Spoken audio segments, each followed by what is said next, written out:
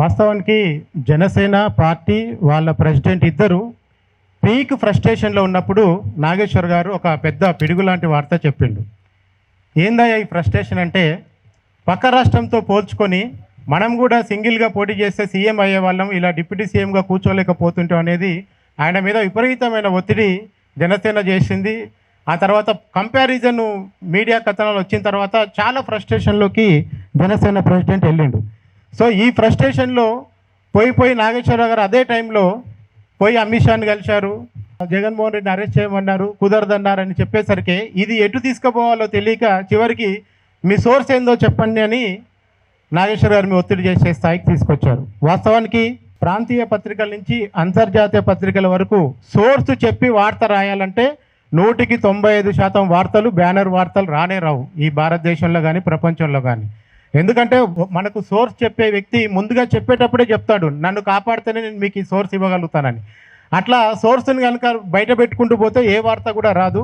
ఇక్కడ నాగేశ్వర గారు కూడా చేసిన పెద్ద సాహసం ఏంటంటే, తన ఆల్మోస్ట్ 45 ఏళ్ళ క్రెడిబిలిటీ కెరీర్ని కూడా పక్కన పెట్టి సోర్స్ని కాపాడే ప్రయత్నం చేశారు. నిజంగా కూడా ఇది పెద్ద సాహసం. ఎందుకంటే ఒక వ్యక్తి ఇన్ని సంవత్సరాలు నిలబెట్టుకున్న క్రెడిబిలిటీని, తన మాటని బేషరతుగా వెనుకకు తీసుకుంటున్నాడంటే అవతల ఎంత పెద్ద హై కాన్ఫిడెన్షియల్ సోర్స్ అయి ఉంటుందనేది మనం కూడా ఒకసారి ఆలోచించాలి.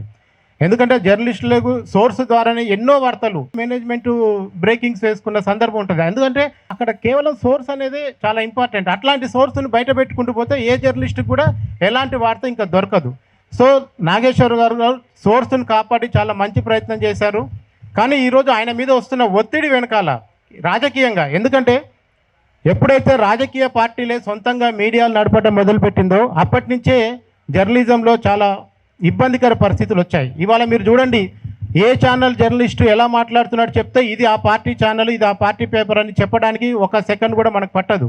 సో అట్లా పేటీఎం బ్యాచ్లు అనే వాళ్ళని తయారు చేసి మార్కెట్లోకి వదిలిన తర్వాత ఎవరికి పేటీఎం అనేది తెలుసుకోవడానికే చాలా టైం పడుతున్న నేపథ్యంలో నాగేశ్వర్ లాంటి సీనియర్ ఎంతో క్రెడిబిలిటీ ఉన్నాను. ఇక్కడ సీనియారిటీ కంటే కూడా ఆయన ఇప్పటివరకు ఎన్నడూ కూడా తన మాటని వెనక్కి తీసుకునే అవసరం రాని సందర్భంలో మొదటిసారిగా ఆయన తనను బేషరతుగా తాను విత్డ్రా చేసుకుంటున్నా చెప్పిన తర్వాత కూడా రాజకీయ దాడి జరుగుతుందంటే ఇది నాగేశ్వర్ గారిని భుజం మీద తుపాకీ పెట్టి ఇక ముందు ఎవ్వరు కూడా ఆంధ్రప్రదేశ్ రాజకీయాల గురించి మాట్లాడొద్దు. చాలా విచిత్రమైన వాదనలు చేస్తారు, హైదరాబాద్ వాళ్ళకి ఆంధ్రప్రదేశ్ గురించి ఎందుకని, వాళ్ళందరికీ ఇక్కడ ఏం పని అని అడగటం మొదలు పెడితే ఏమవుతారు, అది పెద్ద ఇది కాదు. అందుకనే మీడియాలో ఎప్పుడైతే ఈ పొలిటికల్ పార్టీల యొక్క ఆధిపత్యం మొదలుపెట్టి పొలిటికల్ పార్టీలే ఓనర్లుగా మీడియా ఓనర్లు అయినప్పటి నుంచి మనం కూడా కొంతమందిని చూస్తున్నాం. వన్ సైడెడ్గా వాదనలు చేసే ఛానళ్ళు పేపర్లు కూడా మనకు తెలంగాణలో కానీ ఆంధ్ర కానీ లేకపోలేదు.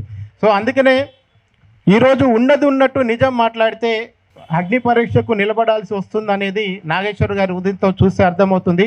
వాస్తవాన్ని చెప్తే అంగీకరించలేని పరిస్థితిలో రాజకీయ పార్టీలు ఉన్నాయి. ఎందుకంటే నేను కూడా రెగ్యులర్గా సర్వేలు చేస్తుంటా. జూబ్లీ హిల్స్లో కాంగ్రెస్ గెలుస్తుందని చెప్తే బీఆర్ఎస్ వాళ్ళు ఫోన్ చేసి అన్న ఎంత తీసుకున్నావు అని అడుగుతారు. లేదు బీఆర్ఎస్ గెలుస్తుందని చెప్తే కాంగ్రెస్ వాళ్ళు ఎంత ఇచ్చారని అడుగుతారు.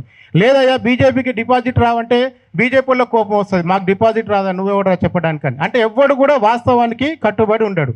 అల్టిమేట్గా మనం చెప్పిందే జరుగుతుంది, మనం చెప్పిన డిపాజిట్ పోతుంది, మనం చెప్పిన పార్టీ గెలుస్తుంది. కానీ రాజకీయ పార్టీలకు ఆ ఓపిక సహనం లేదు, నిజాన్ని జీర్ణించుకునే శక్తి అంతకన్నా లేదు. సో ఇలాంటి పరిస్థితుల్లో మనం మాట్లాడుకుంటూ ఉంటే నాగేశ్వర్ కాంచి నారాయణ వరకు కింది వరకు మన వరకు కూడా వస్తుంది, అది లోకల్ కంట్రిబ్యూటర్ వరకు కూడా వస్తుంది. సో ఖచ్చితంగా ఇది మాట్లాడాల్సిందే. వీళ్ళు ఏదైతే దాడులు చేయాలనుకుంటున్నారో అరెస్టులు చేయాలనుకుంటున్నారో వీటిని ప్రతిఘటించాల్సిందే. ఈ మున్ముందు ఈ తెలంగాణ పైన ఆంధ్ర మేధావులు, తెలంగాణ మేధావులు, లెఫ్ట్ మేధావులు, రైట్ మేధావులు అని ఒక వికృతమైన ధోరణితో మాట్లాడుతున్న వాళ్ళందరినీ కూడా ఖండించాల్సిందే.